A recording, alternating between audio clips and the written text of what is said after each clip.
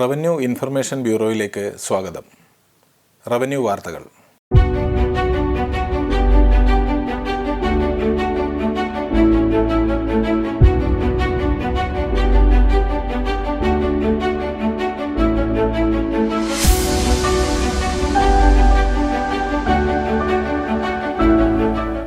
പ്രധാന വാർത്തകൾ.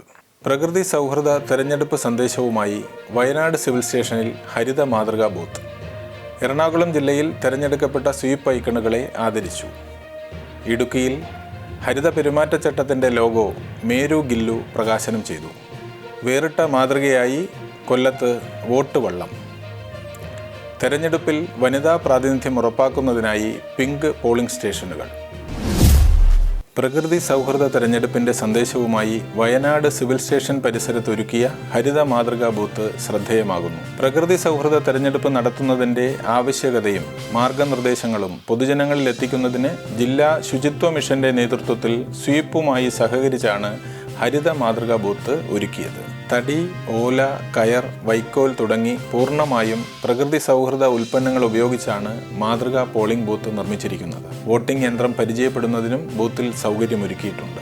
സിവിൽ സ്റ്റേഷനിൽ ഏപ്രിൽ 26 വരെ ബൂത്ത് പ്രവർത്തിക്കും. ഇലക്ഷൻ ബോധവൽക്കരണത്തിന്റെ ഭാഗമായി എറണാകുളം സ്വീപ്പ് ടീം തെരഞ്ഞെടുത്ത സ്വീപ്പ് ഐക്കണുകളെ ആദരിച്ചു. സമൂഹത്തിന്റെ വിവിധ മേഖലകളിൽ നിന്നുമാണ് സ്വീപ്പ് ഐക്കണുകളെ തിരഞ്ഞെടുത്തത്.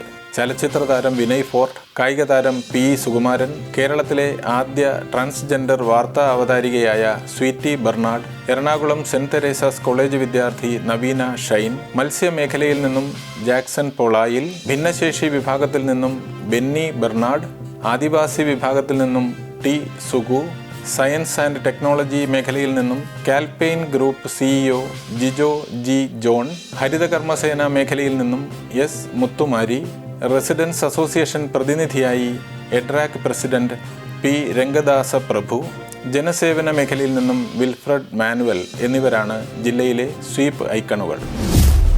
ലോക്സഭാ തെരഞ്ഞെടുപ്പിലെ ഹരിത പെരുമാറ്റച്ചട്ടത്തിൻ്റെ ഇടുക്കി ജില്ലയുടെ ലോഗോ മേരു ഗില്ലു പ്രകാശനം ചെയ്തു. ഉപയോഗം കുറച്ച് വീണ്ടും ഉപയോഗിച്ച് പുനഃചംക്രമണം നടത്തി ഭൂമിയെ ഹരിതാഭമാക്കി സൂക്ഷിക്കാമെന്ന സന്ദേശമാണ് ലോഗോയിലൂടെ നൽകുന്നത്. കൊല്ലം സ്വീപ്പ് ടീമിൻ്റെ നേതൃത്വത്തിൽ വോട്ട് വള്ളം ക്യാമ്പയിന് തുടക്കമായി. തെരഞ്ഞെടുപ്പ് അവബോധ പ്രവർത്തനങ്ങളുടെ ഭാഗമായിട്ടാണ് വോട്ട് വള്ളം പ്രചാരണം നടത്തുന്നത്. ഞാൻ വോട്ട് ചെയ്യും, നമ്മൾ വോട്ട് ചെയ്യും, കൊല്ലം വോട്ട് ചെയ്യും എന്ന സന്ദേശം കൊല്ലം ജില്ലയിൽ മുഴുവൻ എത്തിക്കുകയാണ് വോട്ട് വള്ളത്തിൻ്റെ ലക്ഷ്യം. തെരഞ്ഞെടുപ്പിൽ വനിതാ പ്രാതിനിധ്യം ഉറപ്പാക്കുന്നതിനായി പിങ്ക് പോളിംഗ് സ്റ്റേഷനുകൾ സജ്ജീകരിക്കും. ഓരോ നിയോജക മണ്ഡലത്തിലും ഏറ്റവും കൂടുതൽ സ്ത്രീ വോട്ടർമാരുള്ള പോളിംഗ് സ്റ്റേഷനാണ് പിങ്ക് പോളിംഗ് സ്റ്റേഷനായി പരിഗണിക്കുക. പ്രത്യേകം പരിശീലനം ലഭിച്ച വനിതാ ഉദ്യോഗസ്ഥർക്കാണ് ബൂത്തിൻ്റെ ചുമതല നൽകുക. പൂർണ്ണമായും വനിതാ സൗഹൃദ രീതിയിലാകും ബൂത്തിൻ്റെ പ്രവർത്തനം. പ്രത്യേക പരിശീലനം ലഭിച്ച വനിതാ ഉദ്യോഗസ്ഥർക്കാണ് ബൂത്തിൻ്റെ ചുമതല നൽകുക. പൂർണ്ണമായും വനിതാ സൗഹൃദ രീതിയിലാകും ബൂത്തിൻ്റെ പ്രവർത്തനം. തെരഞ്ഞെടുപ്പിൽ എല്ലാവരുടെയും പങ്കാളിത്തം ഉറപ്പുവരുത്തുക എന്ന ലക്ഷ്യവുമായി ഭിന്നശേഷിക്കാർക്കായി തെരഞ്ഞെടുപ്പ് കമ്മീഷൻ ആവിഷ്കരിച്ചതാണ് സക്ഷം മൊബൈൽ ആപ്പ്. വോട്ടെടുപ്പ് ദിവസം വോട്ടിംഗ് കേന്ദ്രത്തിൽ എത്തുന്നതിനായി wheelchair booking, pick and drop ഉൾപ്പെടെയുള്ള സേവനങ്ങൾ ആപ്പിലൂടെ ആവശ്യപ്പെടാം.